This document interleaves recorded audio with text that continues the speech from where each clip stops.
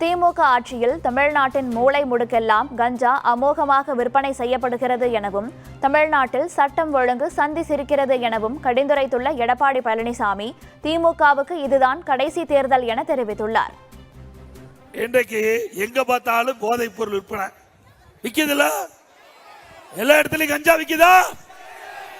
எது கிடைக்குதோ இல்லையோ கஞ்சா தாராளமா கிடைக்குது. தமிழ்நாட்டில் கஞ்சா விற்காத இடமே இல்லை. சந்து பொந்து மூளை முடக்கு வீதி எல்லா இடத்துலயும் கஞ்சா ஜரூரா விக்குது. இதனால நம்முடைய மாணவ செல்வங்கள், இளைஞர்கள், பொதுமக்கள் கஞ்சா அடிமையாகி இதனால பல குற்ற செயல் அதிகரித்து தமிழ்நாட்டில் பல முறை சட்டமன்றத்தில் பேசியாச்சு, பயனில்ல. ஊடகத்தின் மேல பேட்டி கொடுத்தேன், பத்திரிகை பேட்டி கொடுத்தா அரசாங்கம் எந்த நடவடிக்கை எடுக்கல. இதனால சிறுமிகள் பாதிக்கப்படுறாங்க, பெண்கள் பாதிக்கப்படுறாங்க, பாட்டிமா கூட கடுமையா பாதிக்கிறாங்க. இப்படிப்பட்ட மோசமான ஆட்சி இந்தியாவில் எங்கேயுமே இல்லை. இப்படி சட்ட ஒழுங்கு அடியோடு சீர்கட்டு விட்டது.